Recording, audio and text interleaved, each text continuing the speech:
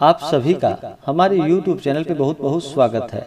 आइए सुनते हैं निर्जला एकादशी व्रत की कथा। निर्जला एकादशी का व्रत, यह व्रत हर वर्ष ज्येष्ठ माह के शुक्ल पक्ष की एकादशी तिथि के दिन निर्जला एकादशी का व्रत किया जाता है। जो भी भक्त सच्ची श्रद्धा के साथ, नियम और निष्ठा के साथ निर्जला एकादशी का व्रत करते हैं, इस दिन भगवान विष्णु का पूजन करते हैं, व्रत में नियमों का पालन करते हैं, तो भगवान विष्णु की कृपा से उनके सभी प्रकार के पाप और ताप नष्ट हो जाते हैं। निर्जला एकादशी व्रत को रखने से अन्य सभी एकादशियों व्रत का पुण्य फल प्राप्त हो जाता है। एक वर्ष में 24 एकादशी का व्रत होता है, वहीं पे अधिक मास होने पर 2 बढ़कर 26 एकादशी का व्रत होता है। तो जो भी सच्ची भावना के साथ, श्रद्धा के साथ निर्जला एकादशी का व्रत करते हैं, नियमों का पालन करते हैं, तो उन सभी 25 एकादशियों व्रत का भी पुण्य फल इस एकादशी व्रत से प्राप्त हो जाता है। निर्जला एकादशी के व्रत में इस दिन, जो कि एकादशी तिथि के दिन रात्रि निर्जला रह करके बिना अन्न और जल का इस व्रत में रहना चाहिए। एकादशी तिथि के दिन रात्रि निर्जला रह करके व्रत को धारण करना चाहिए, भगवान विष्णु का पूजन करनी चाहिए, रात्रि में जागरण करते हुए समय को व्यतीत करना चाहिए और अगले दिन जाकर के द्वादशी तिथि के दिन सुबह उठ करके स्नान करके शुद्ध वस्त्र धारण करके भगवान का पूजन और आरती करनी चाहिए। इसके बाद फिर ब्राह्मणों को भोजन करवा करके, ब्राह्मणों को दान और दक्षिणा दे करके समय के अनुसार व्रत का पारण करना चाहिए। तो आइए सुनते हैं निर्जला एकादशी व्रत की कथा। तो बोलिए प्रेम से भगवान विष्णु की जय, माता लक्ष्मी की जय। एक समय महर्षि वेद व्यास जी महाराज युधिष्ठिर के यहाँ संयोग बस पहुँचे। महाराज युधिष्ठिर ने उनका समुचित आदर किया, अर्घ्य और पाद्य दे करके सुंदर आसन पर बैठाकर षोडशोपचार पूर्वक उनकी पूजा की। जब महर्षि सब प्रकार से निश्चिंत होकर बैठ गए, तब भीमसेन ने हाथ जोड़कर उनसे कहा कि हे भगवान, मैं बड़ी आपत्ति में पड़ा हुआ हूँ, दया करके आप मुझको इस आपत्ति से बचाइए। भीमसेन के ऐसे वचन को सुनकर महर्षि व्यास ने हंसते हुए पूछा, क्या बात है भीम, निसंकोच कहो। भीम ने कहा कि हे प्रभु, महाराज युधिष्ठिर, धनुषधारी अर्जुन, विचारवान सहदेव और बहादुर नकुल एवं सौभाग्यवती महारानी द्रौपदी इत्यादि सभी लोग एकादशी का व्रत करते हैं और मुझे भी विवश करते हैं कि तुम भी एकादशी का व्रत करो। महाराज, आप तो जानते हैं कि भीमसेन का जीवन अन्न पर ही आश्रित है। एक दिन भोजन न करने की बात तो अत्यंत दुष्कर है, एक क्षण भी बिना खाए नहीं रह सकता। तब आप ही बताइए कि किस प्रकार यह मेरा धर्म संकट दूर हो। भीमसेन के ऐसे वचन को सुनकर व्यास जी कहने लगे कि मानव धर्म की संपूर्ण कथा मैं तुमको सुना चुका हूँ, साथ ही वैदिक धर्म की कथा तुम्हें समुचित रूप से सुनाई है और यह भी बतलाया और समझाया है कि कली काल में वे समस्त धर्म कार्य करना असंभव नहीं तो कठिन और दुष्कर तो जरूर है। अस्तु, मानव जीवन के कल्याण के निमित्त मास मास की कृष्ण पक्ष एवं शुक्ल पक्ष की एकादशियों का व्रत अवश्य ही करना चाहिए। बिना इस व्रतों को धारण किए प्राणी मात्र का कल्याण नहीं होता।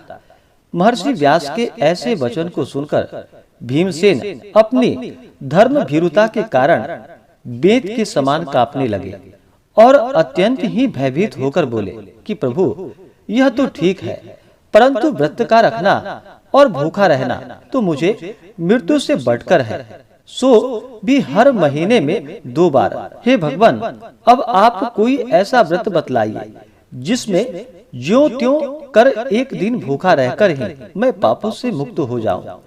भीमसेन के ऐसे वचन को सुनकर महर्षि वेद व्यास जी ने कहा कि अच्छी बात है, मैं तुम्हें व्रत बतलाता हूँ, उसको करो। इस एक ही व्रत का पुण्य फल मास मास की समस्त एकादशियों से बढ़कर होगा।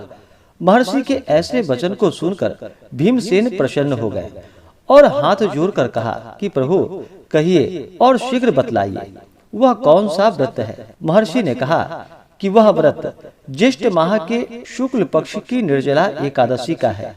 तुम श्रद्धा भक्ति सहित दशमी को सोते समय भगवान को प्रणाम कर उनकी मानसिक पूजा करो और हाथ जोड़कर अपने मन में इस प्रकार संकल्प करो कि प्रभु, कल मैं ज्येष्ठ माह के शुक्ल पक्ष की निर्जला एकादशी का व्रत करूंगा।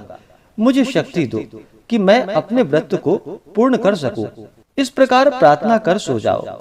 दूसरे दिन निर्जला एकादशी का दिन होगा। बिना खाए पिए निराहार और निर्जल रहो। यहाँ तक कि आचमन इत्यादि में भी जल ग्रहण न करो। इस व्रत के प्रभाव से स्त्री हो अथवा पुरुष, सभी के मंदराचल जैसे भीषण और महान पाप भी अवश्य ही नष्ट हो जाते हैं। इस व्रत में गोदान का बड़ा महत्व है, अर्थात गोदान अवश्य ही करना चाहिए। यदि कोई गोदान देने की सामर्थ्य न रखता हो तो उसे तांबा, पीतल या मिट्टी का पानी भरा हुआ घड़ा, उसमें थोड़ा सोना छोड़कर और उसे नवीन वस्त्र में लपेटकर ब्राह्मणों को श्रद्धा और भक्ति पूर्वक दान करना चाहिए। इस प्रकार जल दान देने एवं स्वयं व्रत समाप्ति तक जल न ग्रहण करने वाले प्राणियों को एक एक क्षण में कोटि कोटि गोदान देने का फल प्राप्त होता है। उस दिन यह कार्य अर्थात यज्ञ, दान एवं जपादि कार्य करने वाले को अक्षय फल की प्राप्ति होती है। श्री कृष्ण जी ने स्वयं कहा है, अतः फिर दूसरा पुण्य कार्य करने की आवश्यकता ही क्या है। विष्णु लोक की प्राप्ति इसी निर्जला व्रत के ही द्वारा हो सकती है। इस दिन अन्न खाने वाले की अनेकों प्रकार की दुर्दशा होती है और वे चांडाल स्वरूप समझे जाते हैं। इस व्रत के प्रभाव से चोर, गुरुद्वेषी एवं हर प्रकार के पापियों का उद्धार हो जाता है। श्रद्धालु स्त्री एवं पुरुषों के विशेष कर्तव्य ये हैं: शेष शैया पर स्थित विष्णु भगवान की भक्ति पूर्वक पूजा एवं धेनु दान तथा ब्राह्मणों को मिष्ठान का भोजन कराकर दक्षिणा देकर संतुष्ट करना चाहिए। निर्जला व्रत रखने वाले को गौ, वस्त्र, छत्र, सैया, कमंडलू आदि वस्तुओं का प्रेम पूर्वक भक्ति सहित दान करना चाहिए। उपाहन दान करने से स्वर्ग गमन के हेतु स्वर्ण भूषित रथ प्राप्त होता है और जो इसको भक्ति पूर्वक श्रवण करके तथा कीर्तन इत्यादि करके रात्रि जागरण करते हैं, वे मनुष्य बिना विघ्न के स्वर्ग प्राप्त करते हैं। तो बोलिए प्रेम से भगवान विष्णु की जय, माता लक्ष्मी की जय। तो आशा करता हूँ कि यह जानकारी आपको अच्छा लगा हो। ऐसे ही ज्ञानवर्धक जानकारियाँ प्राप्त करने के लिए हमारे इस चैनल पे अगर आप नए हैं तो चैनल को लाल बटन दबा करके सब्सक्राइब करें, साथ में बेल आइकन घंटी को दबाएं ताकि मेरे वीडियो का नोटिफिकेशन आपको समय से मिलता रहे।